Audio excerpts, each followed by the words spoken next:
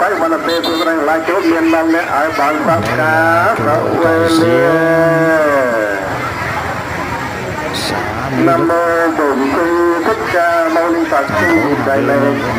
phép của truyền của người dân tộc hôm nay nhân khi xin bức chúc cho các cháu thí chủ nhân dịp năm mới cũng vừa hồng phước nhận được phước đức trọn vẹn cho nhờ phước báo mà cháu thí chủ làm trong ngày hôm nay. Nói đáo đến các bậc ân nhân chúc mừng đức Phật lại sống lâu tất được an vui mạnh cùng ba được đạo phước báo. Một được sàn nhân loại hai sàn thiên đàng ba được sàn này lúc cháu thí chủ chấp tay cầu nguyện về cạnh nào đi lựa được thành tâm như ý nguyện. Nam mô Bổn Sư Thích Ca Mâu Ni Phật. Phật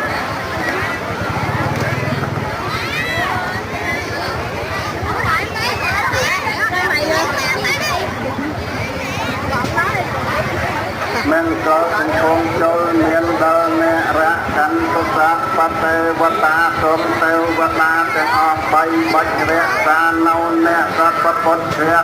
rìa bên nè đôi an nộp liệt này ra bột chiêm chạc rõ ra âm ra phát con nè bên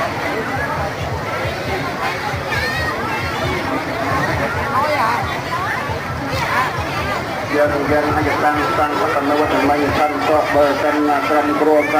tăng tăng tăng tăng tăng